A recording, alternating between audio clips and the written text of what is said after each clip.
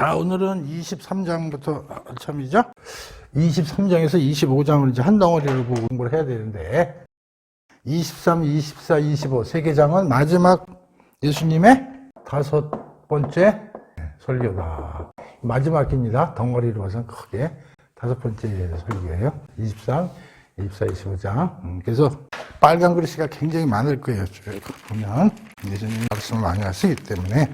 그래서 이제 23장은 주로 이제 그 서기관과 바리새인들에 대해서 저주를 받아라 하는 이제 질책하시는 내용이 이제 저기 있고, 24장에서는 이제 종말, 세상 끝에 어떤 일들이 벌어지는가. 그래서 일명 우리도 뭐 종말 설교, 그런 뜻으로 이제 말들을 하는데, 그런 게 이제 24장, 25장에 이제 쓰여 있고, 특히 25장에는 이제 그 비유로, 설명하시는 그런 얘기가 이제 있어요. 근데 우선 공부하기 전에 23장은 그런 대로 큰 문제가 없는데, 특히 24장이 어렵지는 않은데, 종말에 대한 설교이기 때문에, 이 종말에 대해서는 여러 가지 의견들이 뭐 많고, 특히 뭐 이단적인 해석들도 많고, 그런 요소들이 많이 가미되어 있어서 24장은 좀 공부를 좀 잘 해야 됩니다. 그래서 우선 오늘 23장 보겠어요.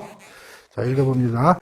예수께서 무리와 제자들에게 말씀해 이르시되, 자, 근데 대상이 뭐냐면 이 설교가 누구를 대상으로 하냐면 무리와 제자들이에요. 무리 플러스 제자들. 제자들만 대상으로 하는 거 아니라 공개된 장소에서 이제 하시는 거죠.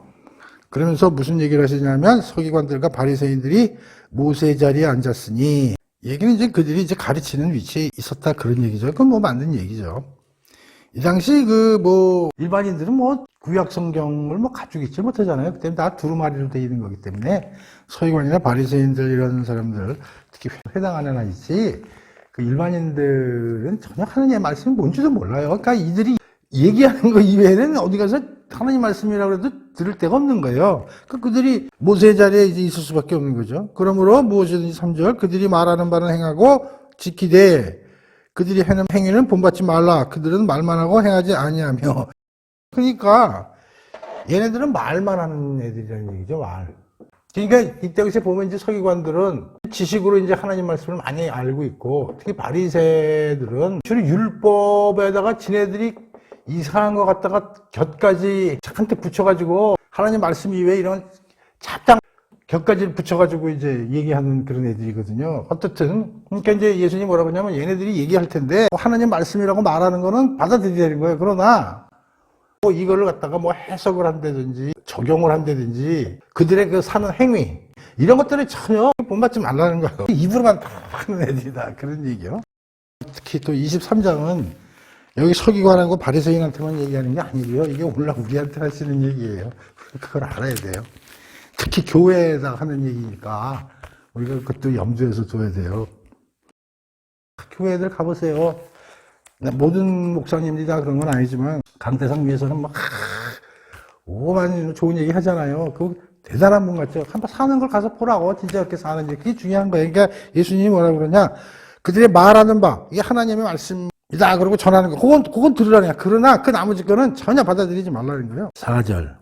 또 무거운 짐을 묶어 사람의 어깨에 지우되 자기는 이것을 한 손가락으로도 움직이려 하지 아니하노니. 그리고 잔뜩 여기 바리새인들은 하나님의 말씀에서 곁가지를 들이붙여가지고 지들이 굉장히 거룩한 양 이렇게 하는데, 그래가지고 그 아무것도 모르는 그 무지한 사람들에서 계속 이거 해라 저거 해라 이렇게 하면 안 된다 해가지고 계속 무거운 짐만 주셔가지고 그들을 오히려 하나님의 말씀으로 자유로워지고 기쁘고 평안을 누리는데 오히려 내가 저걸 어떻게 지키나, 내가 이거 못 지키면 진짜 천국에 못 갈 텐데, 스트레스만 주고 빚짐만 잔뜩 지게 한다 이거예요. 그래 놓고 지들은 말로는 그렇게 해놓고 지들은 하나도 안 지킨다. 이제 그런 이야기죠. 5절. 그들의 모든 행위를 사람에게 보이고자 하나니 곧 경문띠를 넓게 하여 웃술을 길게 하고. 자, 그러니까 그들이 모든 행위를 남보기 대단히 거룩한 척 보이고 싶은, 이게 아주 그 위선이죠. 특히 여기 사례가 많이 나와. 경문띠를 넓게 하고. 난 경문을 모르겠는데 하나님 말씀, 율법 이런 걸 적은 조그만 상자래요. 그걸 이렇게 쭉 줄에다 해가지고 어깨에다 매가지고 이렇게 다닌다네. 난 뭔지 모르겠어요. 근데 그런 걸 하고 다니면 저 사람 대단한 사람이다. 하나님 말씀을 몸에다 두르고 다니는 사람이구나. 이렇게 이제 느끼게 한다는 거지. 이게 그런 짓들을 한다는 거예요. 그래서 경문띠를 몸에다가 이제 두르고 다니고 옷수를 또 길게 하고 옷수는 또 왜 길게 이게 잘난 척 하는 거야. 그러면 잔치와 윗자리 회당의 높은 자리 그거 어디 또 모임에 가면은 좀 제일 의자 크고 참 높은 데 이렇게 앉기를 원한다는 거예요. 그 다음에 7장 시장에서 문안 받는 거 그러니까 쓱 앉아 다른 사람들이 와서 안녕하세요 선생님 이렇게 하고 그 자기들을 대우해 주는 걸 되게 즐긴다는 거예요. 그 다음에 뭐요? 사람에게 랍비라 칭함 선생님 교수님 지금은 박사님 이런 걸 좋아하는 애들이다 이런 얘기예요. 지금 예수님이 이렇게 얘기를 하고 있는 거예요. 그래서 7절까지가 누구한테 하시는 얘기냐면 이게 특히 이제 무리들한테 이런 말씀을 하시는 거예요. 무리들한테 이제 이런 얘기를 하시는 이유가 뭐냐면 야 니네들 하여튼 속지 마라. 그들에게 주의를 주시는 거지. 야 쟤네들 믿을 애들 못돼 알았지? 그러면서 잘 듣고 하나님의 말씀을 그것만 받아들여 그런 것만 그러고 나머지 절대 따라서 하지 말아야 돼 이런 얘기죠. 굉장히 이 당시에 성경이 없어요. 우리가 그걸 알아야 돼. 이때 오로지 하나님 말씀을 들을 수 있는 건 선지자나 서기관, 바리새인 이런 애들이 얘기하는 것밖에 이 무지한 사람들은 들을 수가 없어. 그러니까 우리는 얼마나 행복해. 지금 성경 이거 길거리 나가면 이거 2만 원이면 다 사잖아요. 그러니까 지금은 너무 흔해서 또 안 봐, 사람들이. 옛날엔 또 없어서 모르고 지금은 있어도 우습게 봐가지고 안 했고. 그래서 하여튼 23절 1장 1절에서 7절까지 이런 내용이 있는 거예요. 자, 그 다음에 그러나 너희는 랍비라 칭함을 받지 말라. 너희 선생은 하나요. 너희는 형. 요건 아마 제자들한테 특히 이제 그렇게 하시는 것 같아요. 야, 니들 랍비 선생님이 무슨 박사님 이런 거 칭함 받는 거 그런 거 원하지 말아. 왜냐? 너희 선생님은 하나요. 너희는 다 형제니라. 니들 다 형제끼리인데 박사님 선생님 이런 게 할 필요 없다는 거예요. 땅에 있는 자를 아버지라 하지 말라. 너희 아버지는 한 분이시니 곧 하늘에 계신 이니라. 그러니까 우리가 존경해야 될 분은 하나님 한 분이라는 거예요. 그러면 니들끼리 잘났다가 대단하십니다 이런 거 하지 말라는 거예요. 그리고 랍비라고 또 칭함을 그런 걸 받으려고 노력하지 말라는 거예요. 이게 제자들한테 하시는 것 같아. 그 다음에 이제 10절 지도자라 칭함을 받지 말라. 너의 지도자는 한 분이시니 곧 그리스도니라. 그러니까 하나님하고 메시아 이외에는 존경받을 만한 분이 이 세상에는 존재치 않는다는 거야. 그러니까 너희들은 남을 중요한 단어가 여기 중요한 게 뭐냐면 제자들 보고 하는 소리예요. 너희가 남으로부터 선생님이라든가 무슨 박사님이라든가 랍비라든가 이렇게 해서 그 존경과 존칭을 받을 생각을 하지 말라는 거예요. 근데 이것만 있는 게 아니라 여기 중요한 게 하나 들어가 있어요. 이것뿐만이 아니라 제3자를 너무 높이고 경배의 대상으로 여기지 말라는 게 굉장히 중요해요. 이걸 오로지 하나님하고 예수님 이외에 니들이 존경하고 경배해야 될 대상이 없다는 거예요. 그러니까 1번은 맞아. 이거는 다른 사람들로부터 니들이 교만스럽게 대우받으라는 생각하지 마라. 이건 누구나 알 수 있는데 이게 중요해요. 이게. 물론 노인들이나 스승님은 존중을 해줘야 되지만 실질적으로 경배의 대상은 하나님하고 예수님 이외에는 없다. 굉장히 중요한 내용입니다. 이게. 인간으로 살면서 누구를 우리가 존중합니까? 대접은 해줄 수 있어. 나이 많은 분으로. 그러나 진정한 대접받을 분은 하나님입니다. 이런 얘기죠. 11절 너희 중에 큰 자는 너희를 섬기는 자가 되어야 하느니라. 이건 앞에서도 많이 나왔죠. 그러니까 이게 너희들이 하나님 나라나 이런 데서 큰 자로서의 역할을 하려면 남을 섬기는 일을 하고 자기를 높이는 자는 낮아지고 자기를 낮추는 자는 높아지리라.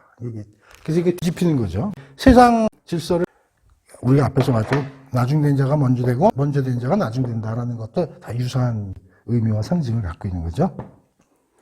업사이드 다운 킹덤. 그러니까 하나님 나라는 업사이드 다운. 이 세상의 질서를 완전히 뒤엎는 그런 나라의 성질을 갖고 있다. 그래서 누구든지 높이는 자는 낮아지고 잘난 척하면 낮아진다는 거예요. 하나님 나라에서. 그리고 항상 자기가 로울리 포지션. 나는 어린애같이 나는 별로 대단한 사람 아니에요. 나는 하나님 주님의 은혜 없이는 살아갈 수 없는 사람이 이렇게 생각하는 사람이 높은 사람이다. 이제 그런 얘기를 하시는 거죠. 자, 그래서 이제 23장에서 12절까지는 약간 어떻게 보면 총론적으로 말씀이 있었고 1절에서 12절까지는 총론적이라고 보면 되고 자, 이제 13절부터 구체적으로 이제 설명을 하시는데, 봅시다. 여기 보면, 화 있을지언정이라는 말이 많이 나오는데, 한번 봅시다. 13절 한번 봐봐요. 뭐가 나옵니까? 화 있을지언정. 그러면서 외식하는 서기관들이요, 바리새인들. 그래서 이게 첫 번째 화예요.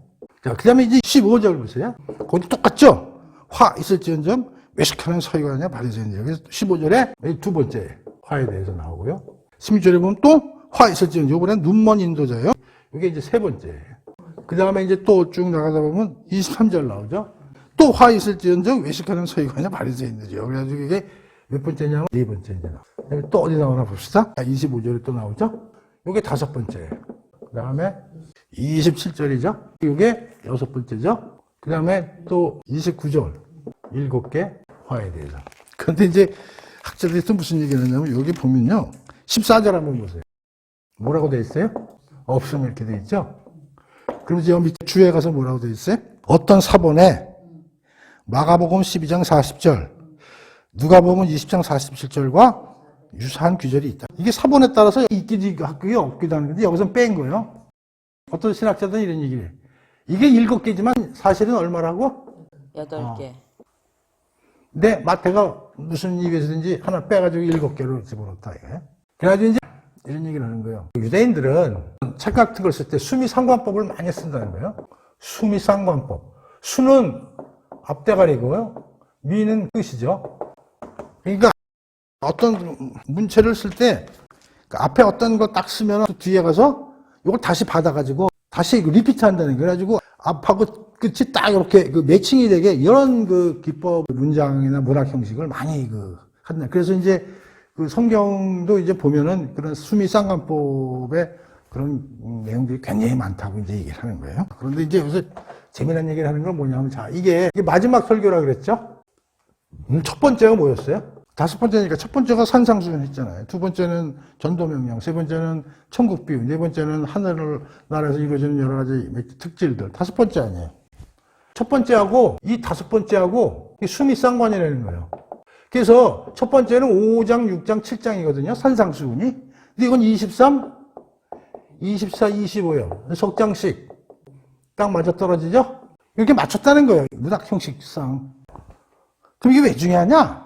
이런 얘기를 하는 거예요. 산상수훈은 제일 앞에 뭐가 나왔어요? 팔복이죠. 복이 어차피 당연히 뭐 하나님 나라에 있는 사람 복 받는 거니까 팔품. 응? 심령에 관하는 자, 애통에 하는 자, 온유한 자, 의에 줄이고 굶주린 자, 뭐 이런 게 8가지 아니에요. 자, 근데 여기서 가만히 보세요. 끝에 가서 지금 종말 설교에 뭐로 시작해요? 7개의 화지만 여기 사실상 하나가 더 들어갔다가 보면 8개의 화. 하나님이 5개의 마태복음에서 설교 중에 팔품에서 시작해서 뭘로 끝나요? 8개의 화, 저주. 이런 걸 이제 연구를 이제 많이 하는 사람들이 이제 이런 걸 또 연구를 해요. 그래서 이게 수미상관법이다. 산상수훈과 종말 설교가 다 매칭이 되는 거고, 여기서는 팔복으로 시작해서 8개의 화로 끝난다. 이게 다 어떤 의미가 있이 이렇게 서술된 거 아니겠느냐, 이런 얘기를 하는 거예요. 이건 뭐예요? 팔복은 하나님 나라에서의 백성들의 특질하고 그런 걸 뜻하는 거 아니에요? 자, 근데 지금 바리새인은 완전히 앞에 팔품하고 전혀 반대되는 짓거리를 하고 있다고 지금 지적받은 거 아니에요? 지금 8개의 화. 그럼 사실상 지금 예수님 말씀 뭐냐면, 얘네들이 하는 짓거리에서 이쪽 성품으로 올려가야 하늘나라의 백성에 적합한 거 아니에요? 근데 이게 돼요? 이게 되겠어요?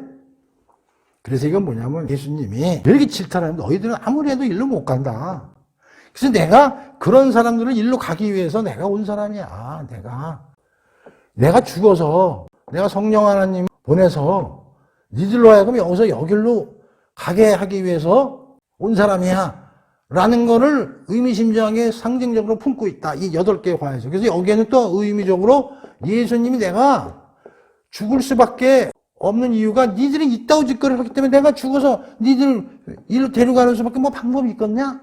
그래서 이 8개의 화는 단순히 서기관과 바리새인들의 잘못된 점을 심판받을 거다라는 걸 지적하고 있지만, 거기에 대한 또 깊이 있는 상징적으로 본다면 예수님의 십자가에서 죽음이 이미 이 8개의 화에 숨어 들어가 있고, 니들을 여기서 일로 내가 옮겨야 되는데 팔복을 받도록 그걸 하기 위해서 내가 온 사람이라는 걸 의미심장하게 내포되어 있다라고 또 해석하는 사람도 있어요. 조금 이제 깊이 있게 해석을 하는 사람들인데, 또 틀린 얘기는 아니니까 내가 참고로, 말씀을 드리는 거예요. 오케이? 그럴듯하죠? 8법과 8개의 화가 수미쌍화법으로 매칭이 된다. 자, 그러면서 이제 7개에 대해서 이제 예수님 또 뭐라고 그러셨는지 봅시다. 첫째, 10점절이죠. 화 있을지언정 외식하는 서기관과 바리새인들이 너희는 천국문을 사람들 앞에서 닫고 너희도 들어가지 않고 들어가려고 하던 자도 못 들어가게 하는도다. 자, 이제 내가 이제 여러 번 읽어봤는데 7개에 대해서 선뜻 내용이 이렇게 확 와서 닿진 않아요. 약간 포괄적으로 설명이 돼 있다고.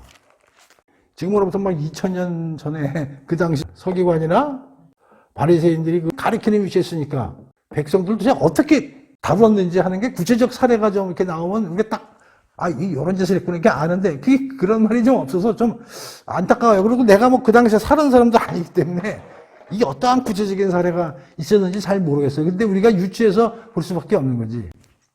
근데 이런 일들이 지금 이제 7개에 대해서 화 있을지언정 서기관과 바리새인들이라고 그랬는데 이들이 오늘날 교회 내에서 좀 가르치는 사람들, 좀 나름대로 교회 내에서 좀 인정받는 사람들, 그런 사람들 얘기를 하고 받아들여야 된다 이런 얘기니까 꼭 그걸 우리가 서기관과 바리새인들 얘기만 보지 말고 우리가 한번 이걸 읽으면서 내가 교회 안에서 다른 사람들한테 혹시 이렇게 비슷한 일을 하고 있지 않는가 이런 걸 한번 생각해보자 이런 얘기예요. 천국문을 사람들 앞에서 닫고 내가 교회 가가지고 천국이 이런 거에 대해서 엉뚱한 소리를 해가지고 자기도 못 들어가고 또 다른 사람도 들어가게 하는 거를 못 들어가게 하는 사례는 없는가? 예수님은 그런 사례가 많았다고 지금 이들한테 얘기하니까. 뭐가 있을까요? 한번 틀려도 상관없어요. 이건 위치에서 자기가 생각해보는 거예요. 아니 이런 생각도 들어. 하나님 나라에서 쥐뿔도 모르면서 남들한테 이렇고 저렇고 야 하나님 나라는 이런 거야 어쩌고저쩌고 가지고 엉뚱한 거 가르쳐가지고 그들도 옆길로 새게 만드는 그런 짓은 하고 있지 않은가. 자기도 하나님 나라 들어가기 위해서 실천도 열심히 하고 말도 조심하고 행동도 조심하고 그런 걸 해야 되는데 본인도 또 거기에서 벗어나는 이상한 행동을 해가지고 스스로 막고 있지 않는가. 이렇게 생각이 드는 거예요. 이게 구체적 사례는 여기 없어요. 없지만 우리가 한번 생각해보자 이런 얘기. 나부터도 다른 사람들이 주로 새신자들이나 교회에 온 지 얼마 안 되는 사람들이라든가 무슨 청소년들이라든가 이런 사람들이 처음 교회 구경도 오고 좀 믿어볼 거 하고 믿으면 가가지고 왔어. 근데 거기다 대고 딜이 엉뚱한 소리 해가지고 오히려 하나님 나라 들어가는 걸 막는 거 아닌가. 이런 생각도 한번 해보게 되는 거예요. 예수님 좀 구체적 사례 한 10개씩만 들어줬어도 너무 좋을 텐데. 그런 생각이 드는 거예요. 자, 두 번째 또 무슨 짓을 했나 봅시다. 화 있을지언정 외식하는 서기관들과 바리새인들 너희는 교인 한 사람을 얻기 위하여 바다와 육지를 두루 다니다가 생기면 너희보다 배나 더 지옥 자식이 되게 하는도다. 자, 이건 뭘까? 그럼 생각해보는 거예요. 그 당시에 무슨 일들이 구체적 사례가 이런 게 뭐가 있냐. 여기는 안 나와 있거든. 이런 말이 있어요. 교회 한 사람을 얻기 위하여. 요즘 생각하면 난 이런 것 같아요. 우리나라 교회가 많잖아요. 감리교도 있고 침례교도 있고 또 장로교도 교회가 수만 개 되잖아요. 그러니까 또 서로 그 교인들이 나가서 자기네 교회에 끌고 오려고 눈을 가지고 돌아다니면서 전도도 하고 유치도 하는 거야. 그래서 어떻게 한 사람이 생겼어. 그렇게 열심히 해갖고. 그런데 생겼으면 잘 인도를 해야 되잖아. 근데 거꾸로 어떻게 된다고? 너희보다 배나 더 지옥 자식. 그들이 지금 가보겠다고 정말 열심히 해가지고 왔는데 애는 완전 병신을 만들어 보이는 거야. 그러니까 이 당시도 바리새파, 사두개파, 열심당원, 등등 있었을 거라고. 그럼 또 이들은 또 이들 나름대로 또 전도를 했을 거야. 그래가지고 또 자기네 파 끌고 오려고. 딱 보이는 게 뭐냐면 각 교회마다 이런 짓을 지금도 우리도 해요. 우리 교회 각 끌어오려고. 야, 우리 교회 와. 우리 교회 목사님 너무 좋고, 우리 교회 신도들 너무 좋고, 우리 교회 밥도 좋고, 무슨 모임 같은 거 해도 우리 11조 많이 거쳐가지고 지원도 많이 되고, 야. 그래가지고 꼬셔서 가갖고 애를 완전히, 뭘 하겠어요? 너희들도 나쁜데, 2배나 되게 애를 완전히 박살내버린다니까, 영적으로. 우리가 그런 일이 없냐, 이거지. 그래서 나는 이 7개의 화가 우리 교회에다 적용하고 싶은 거야. 새생명 축제날이라 그래가지고 맨날 끌고 오라 그래가지고. 그래서 비슷한 거 데려다 놓고서 그다음부터 계속 애를 병신을 만드는 거야. 뭘 어떻게 하면 이렇게 되는지 모르지만 예수님이 그러잖아요. 2배나 애를 갖다가 사악하게 만드느냐. 이거 우리 반성해 봐야 된다고. 이게 지금 바리새인한테 하는 얘기가 아니에요. 자, 세 번째 봅시다. 화 있을지언정 눈먼 인도자여. 니들 맹인이라는 거야. 맹인. 바리새인하고 서기관들 보고. 누구든지 성전으로 맹세하면 아무 일 없거니와 성전이 금으로 맹세하면 지킬지라 하는도다. 어리석인 맹인들이여, 어느 것이 크냐? 금이냐? 그 금을 거룩하게 하는 성전이냐? 너희가 또 이르되 누구든지 제단으로 맹세하면 아무 일 없거니와 그 외에는 예물로 맹세하면 지킬지라 하는도다. 맹인들이여, 어느 것이 크냐? 예물이 크냐? 그 예물을 거룩하게 하는 제단이냐? 그러므로 제단으로 맹세하는 자는 제단과 그 외의 모든 것으로 맹세하며 성전으로 맹세하는 자는 성전과 그 안에 계신 이로 맹세하며 또 하늘로 맹세하는 자는 하나님의 보좌와 그 위에 앉으신 이로 맹세함이니라. 자, 여기까지인데 길게 나오지만 여기서 뭐하고 뭐가 비교되냐면 성전하고 성전에 있는 금, 그다음에 제단과 제단에 있는 예물, 이제 이런 게 비유가, 야, 이게 뭘까? 그래서 이게 맹세하고도 관련이 되고요. 맹세에 관한 얘기잖아요. 우리 맹세에 대해서는 앞에 그 산상수훈 때 웬만하면 맹세하지 말아라. 그냥 가만히 있다. 이거 옳다, 그러다 그 얘기만 하지. 그냥 뭐 맹세 같은 거 좀 하지 말아라. 그 얘기 뭐냐. 하도 맹세가 남발이 되는 거야. 남발을 해가지고 맨날 듣고, 하나님의 이름으로 무슨 뭐. 근데 여기도 마찬가지.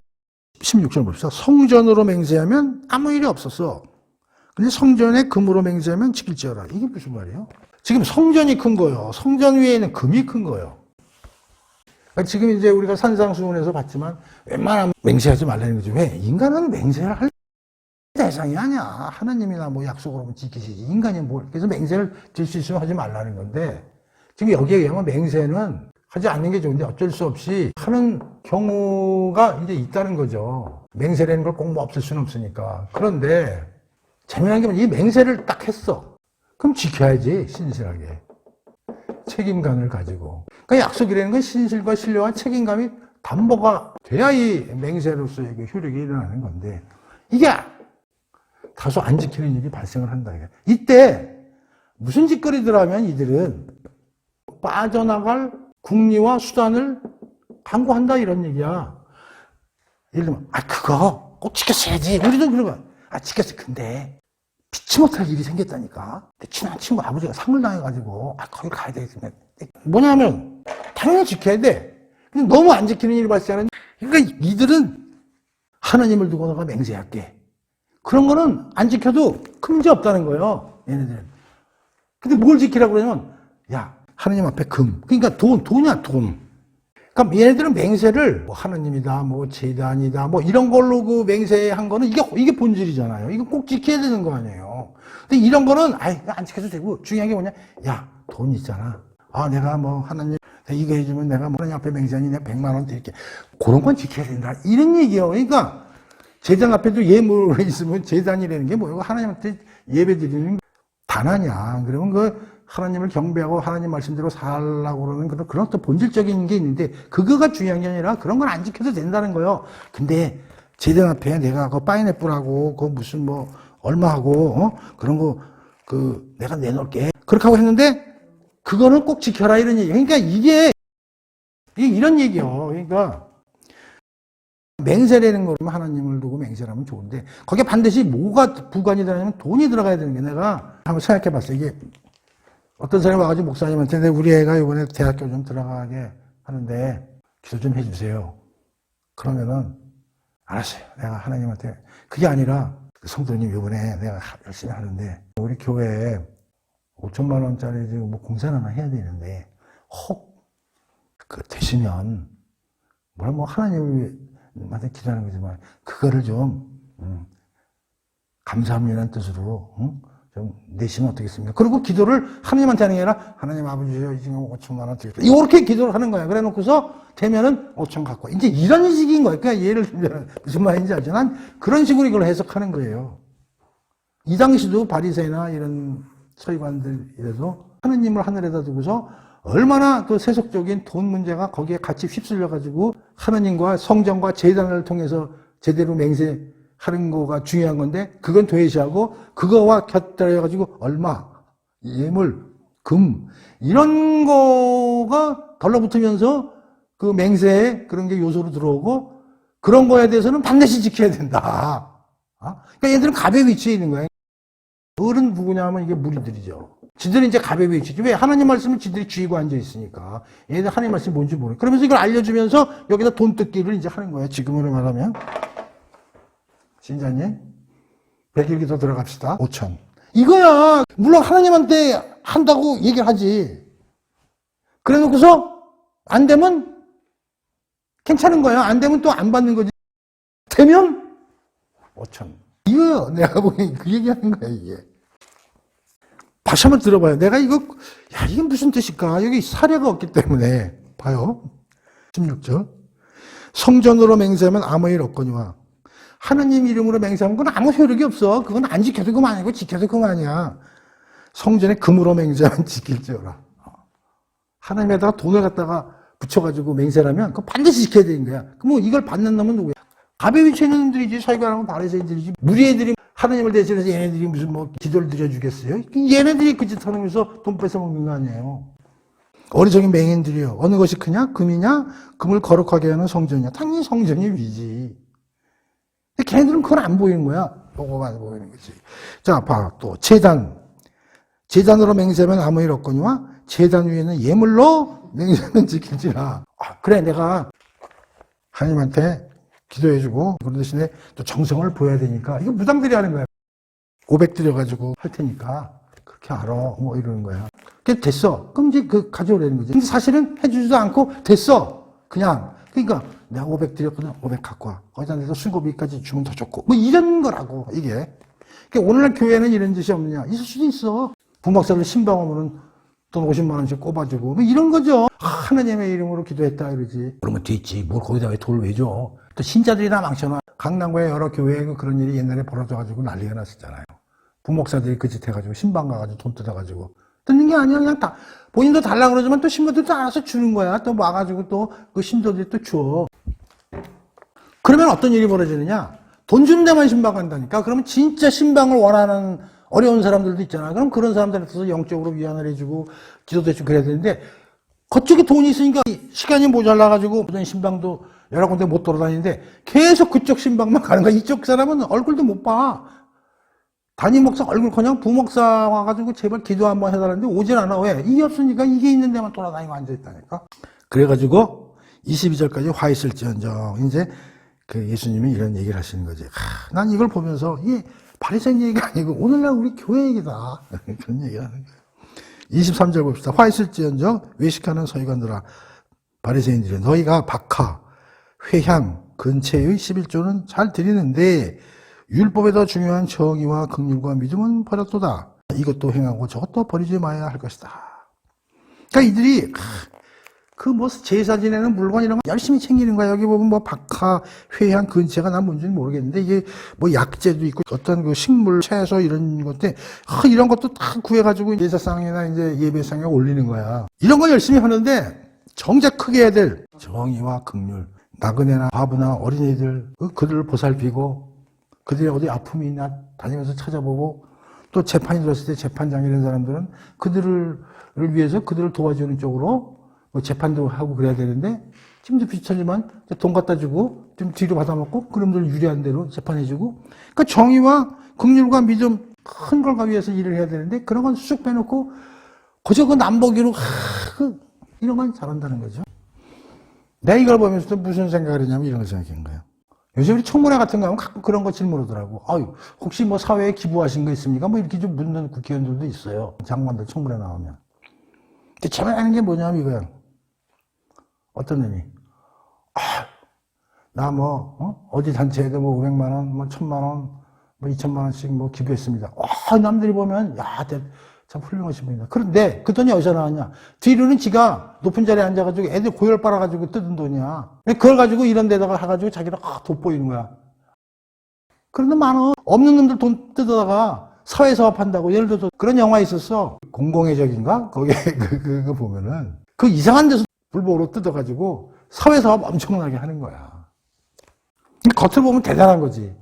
근데 본질은 뭐야? 완전히 악질적으로 해가지고 돈을 뜯은 거 아니야. 그러니까 이걸 뒤집으면 이런 거지.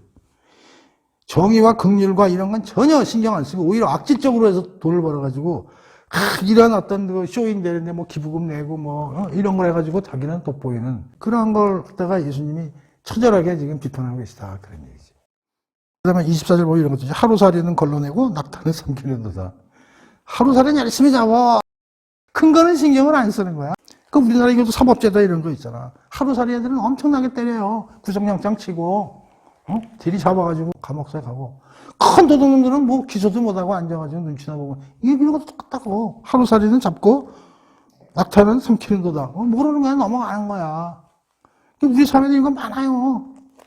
교회에서도 이런 거 많고 형편없는 신자가 좀 어떻게 좀 잘못했으면 그 지탄하고 앉아있고 돈 1억씩 내는 큰 장로가 잘못하면 목사가 아유 그 뭐 안 넘어가시다. 장모님 우리 교회 큰일 나시는 분인데 우리가 지탄해서 되겠어요? 이런 것들이 이런 거. 자 25절 봅시다. 화해술지언정 외식하는 서기관들과 바리새인들이여 잔과 대접은 겉은 깨끗이 하되 그 안에는 탐욕과 방탕으로 가득하게 되는도다. 눈먼 바리새인이여 너는 먼저 안을 깨끗이 하랴 그리하면 겉도 깨끗하리라. 이제 이중적인 삶을 이제 하지 말라는 거죠. 겉으로는 대단한 것 같은데 속으로는 이제 뭐 다 썩어 문드러진 이게 이중적인 삶이죠. 이런 거 하지 말라는 건데 이게 참 어렵죠. 우린 주로 비교, 남보기 위해서 사는 게 많잖아요. 그런 거 있죠. 어느 날 누가 우리 집에 온다 그러면 그냥 그때만 청소하고 난리없어 지금 뭐 이렇게 해가지고 괜찮은 거 보이고 안에서 뭐 좀 써야 될 때는 돈도 안 쓰고 말이지 이래가면서 남보기. 화해술전지 외식하는 서기관들이요 바리새인들이요 회칠한 무덤 같으니 겉으로는 아름답게 보이나 그 안에는 썩은 죽은 사람의 뼈와 모든 더러운 것이 가득하다. 회칠한 무덤 속에서 지금 썩고 있잖아요. 근데 겉으로는 뭐 페인트 발랐다고 뭐 화려하게 보일지 모르지만 이거 보면서도 이런 생각 들어요. 27절 이거 좋은 구절이네. 이게 이거야. 영적으로 썩었으나 육적으로 화려하다. 이런 사람 많잖아. 육적으로 화려해. 큰 민코코스 입고 뭐 다이아 반지 끼고 성형수술 해가지고 뭐 이거 피고 동안으로 보이고. 근데 성경 규절 보면 하나도 몰라. 탱탱배가 대가리가 탱탱해가지고 이게 그런 거잖아. 피치라 무덤 같은 사람들이잖아. 이런 사람이 지금 문제라니까 우리나라 사회에 지금. 우리나라 지금 영적으로 다 썩었어. 오로지 돈, 물질, 권력, 명예 이것만 잔뜩 들어가가지고 육적으로만 화려한 거야. 육적으로. 영적으로 다 썩었다. 그래서 내가 항상 얘기하는 게 뭐예요? 제발 얼굴 소형하지 말고 좀 영혼을 좀 성형수술해라. 맨날 눈하고 말이지 뭐 턱, 코 이런 거 수술하지 말고 좀 영적으로 수술을 해야지. 자 29절 화해술지언정 외식하는 서기관들과 바리새인들이여 너희는 선지자의 무덤을 만들고 의인들의 비석을 꾸미며 이르되. 그러니까 이들이 과거부터 온 어떤 선지자들이나 이제 의인들이 있을 거예요. 그런 사람들 이제 다 이렇게 잘 만들어 놓는 거야. 뭐 무덤 같은 것도 비석도 좋은 걸로 세우고 꾸미며 이르되 만일 우리가 조상 때에 있었더라면 우리는 그들이 선지자의 피를 흘리는데 참여하지 아니하였으리라. 그러면서 무슨 얘기를 하냐면 이 당시 서기관들이 예를 들어서 어떤 선지자가 죽었는데 그 사람 다 묘비 이런 걸 잘 만들어 놓고 내가 그때 살았으면 우리는 그 사람 그렇게 대접 안 했죠. 그 사람들 왜 그래? 그 사람 괜히 제대로 된 사람 괜히 그냥 몰아가지고 죽여놓고 말이지. 우리가 그때 살았으면요. 우린 절대 그런 짓 안 하죠. 라고 얘기한다는 거예요. 근데 예수님 그걸 거꾸로 대답을 하시는데 뭐냐면 너희가 선지자를 죽인 자의 자손임을 스스로. 그러면 니들 조상들이 니네 손주인 죽였다는 거 네 입으로 지금 얘기하고 있는 거 아니야. 니들은 그때 그랬으면 안 했을 거라고 그랬잖아. 그럼 니네 선조는 했다는 얘기 아니야. 그럼 니들은 니네 선조가 그걸 했다는 걸 증명하면서 니들은 그거의 자손이라고 니들이 스스로 증거되는 거 아니야. 이렇게 얘기를 하시는 거예요. 그러면서 니들은 안 할 줄 아냐? 니들이 바로 나를 죽일 놈들이야. 조금 있어봐. 며칠 있으면 니들이 나 때려 죽인다니까. 이놈들아. 무슨 햇소리 하겠는가. 이렇게 이제 얘기를 하는 거야. 니들이 선지자니 하나님의 대리자로 온 사람 다 때려 죽였잖아. 말 안 듣고. 근데 이제 와서 뭐 니들이 그때 살았으면 안 그랬을 거라고? 조금 있으면 나 때려 죽일 거 내가 많이 아는데 내가 니들이 그런다고 요런 얘기 죽일 놈들아. 이제 요렇게 얘기를 하시는 거지. 그러면서 33절 이 독사의 새끼들아 너희가 어떻게 지옥의 판결을 피하겠느냐. 니들이 하나님의 판결을 피할 수 있다고 햇소리 들어오지 마. 그런 얘기요. 그러므로 내가 너희에게 선지자들과 지혜 있는 자들과 서기관들을 보내매. 예수님이 이제 너희들한테 뭐 내 제자들이니 앞으로 뭐 제자들이니 이런 애들이 너희들 앞에 가서 복음을 전할 텐데 니들 십자가에 못 박고 때려 죽인다니까. 너희 회당에서 채찍질하고 이 동네 저 동네에서 따라다니면 박해야. 여기 십자가 못 박혀 죽은 제자가 뭐 한둘이야. 베드로서부터 좀 몽졸다 십자가에서 죽었잖아. 스데반 같은 사람은 돌로 쳐 죽이고 앞으로 딱 보고 계시나 다 아시는 거야. 니들이 앞으로 그런 짓 해. 니들이 이제 이러는 거지. 참. 그러므로 의인 아벨의 피로부터 성전과 제단 사이에 너희가 죽인 바라기아의 아들 사가리아의 피까지 땅 위에 흘린 의로운 피가 너희들에게 돌아가리라. 뭐 가인과 아벨은 이제 우리가 뭐 아는 거지만 여기 이제 바라가의 아들 사가리아. 그건 난 누군지 모르겠는데 아마 이 당시에 최근에 아마 선지자나 의로운 사람인데 아마 이렇게 억울하게 죽은 사람이 있는가. 근데 예수님이 이제 그 사람 이름을 들먹거리시는 거지. 그러면서 그들의 피가 흘린 게 한두 바켓스가 아닌데 그 피가 너희에게 돌아갈 거다. 그러니까 너희들의 심판은 피할 수 없다. 그렇게 얘기를 하는 것이죠. 내가 진실로 너에게 이르노니 이것이다. 이 세대에 돌아가리라. 그 심판, 그거 얼마 있으면 너희들한테 그냥 집행돼. 응? 그런 얘기예요. 그래가지고 이제 지금까지 7가지 이제 화에 대해서 이제 얘기를 해봤는데 사례가 있으면 난 너무 좋았을 텐데 사례가 없어요. 그래서 내가 그냥 사례를 그냥 만들어 본 거야. 추측해가지고. 그리고 더 중요한 거는 이게 오늘날 우리 교회와 교단에서 일어나지 않는다고 보장할 수 없다. 그리고 우리 신도들도 이거 잘 받아들여야 된다. 이 예수님의 말씀을. 자, 그렇게 놓고 37절. 예루살렘아 예루살렘아 이 선지자들을 죽이고 네게 패송된 자들을 돌로 치는 자여 암탉이 그 새끼를 날개 아래 모음같이 내가 네 자녀를 모으러 한 일이 몇 번이더냐. 그러나 너희가 원하지 아니하였도다. 보라 너희 집이 황폐하여 벌어진 바 되리라. 내가 너희에게 이르노니 이제부터 너희는 찬송하리로다. 주의 이름으로 오시는 이여 할 때까지 나를 보지 못하리라 하시니라. 자, 이렇게 이제 화 있을지언정 심판을 반드시 받을 거라는 얘기를 하고 나서 33절에 뭐라 그러면 예루살렘아 예루살렘아. 뭐든지 이렇게 2번 이상 나오면 뭐라 그랬어요? 강조라 그랬죠? 강조. 그러면 야 이거는 또 무슨 얘기일까? 예루살렘아 예루살렘아. 37절이죠. 예수님의 한탄이죠. 한탄과 탄식인 거예요. 아들 하나 있는데 내가 우라지게 말을 안 듣는 거야. 이놈이. 우라지게 말을 안 들어가지고 계속 만날 때마다 야단치고 그러면 안 된다. 이놈아 집을 나가라. 호적에서 뺀다. 계속 야단을 친 거야. 계속 내 자식이잖아. 그러니까 예수님도 이 서기관과 바리새인들에 대해서 그렇게 야단을 치시고 지적을 했지만 저것들 다 구해야 될 대상들이라고 사실은. 그러니까 한탄스러운 거야.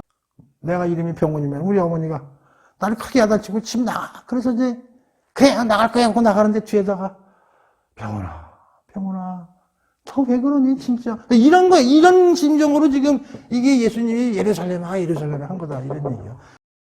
예수님이 서기관하고 바리새인들 보면서 야 예루살렘아 니는 왜 그러니 제발 좀 돌아와라 한탄하는 게 좀 이해가 돼요. 그러면서 뭐라고 그러냐면 내가 암탉이 새끼를 날개 아래 모음같이 내가 니들을 모으려고 한 일이 한두 번 한이 아니잖냐. 내가 너한테 잘해줘 이렇게 해서 안 된다 그런 게 한두 번 한 얘기가 아니잖아. 어? 그때 말 안 되고 아직도 그 삐뚤어져가지고 니들 멋대로 하는 거 이런 한탄을 쓰는 거야. 어? 그래서 왜? 내가 어차피 실패했다. 실패해서 니들은 어차피 심판 받을 거야 이놈들아. 그런데 39절 내가 너에게 이르노니 이제부터 너희는 찬송하리라. 또 확 바뀌어. 찬송으로 주의 이름을 오시는 이여 할 때까지 나를 보지 못하리라 하시니라. 이게 이런 뜻이야. 이제 너희들한테 좋은 얘기 해주는 거 이제 끝났어. 나도 이제 내 일정에 따라서 일을 해야 되는데 하나님 뜻대로 이제 나 곧 죽고 이제 하늘나라 올라가면 니들 못 만난다니까. 그러니까 내가 살아있을 때 잘했어야 되는데 뭐 도저히 실패했으니까 니들 뭐 이제 심판받는 수밖에 없지. 안타까운 거야. 그리고 나 이제 올라가면 니들이 날 찾아도 나는 이제 볼 수 없어. 그러면서 뭐라 그러냐면 이런 얘기를 해요. 주의 이름으로 오시는 이여 할 때까지 나를 보고. 그런데 언젠가 니들이 주여 주여 너희는 찬송하려다 주의 이름으로 오시는 이여라는 날이 올 거다 이런 얘기야. 장래 언제인지는 모르지만 그러나 그 전까지는 너희들 나 못 봐. 이게 다시 말하면 내가 재림할 때까지는 너희들 못 봐. 내가 재림 언제 될지 몰라 올지. 근데 이제 넌 끝났어 만나는 거. 근데 그때 오면 니들이 모든 걸 후회하고 아우 내가 그때 잘해야 될 걸 그 참됐구나. 아우 주여 이제 그때서 잘해야 될 걸. 늦었어. 그때 오면 끝이야 니들. 그래서 이제 23장은 이렇게 해서 이제 끝이 나는 거예요. 그래서 오늘은 23장 여기까지 하고 다음 시간에 24장 하도록 하겠습니다.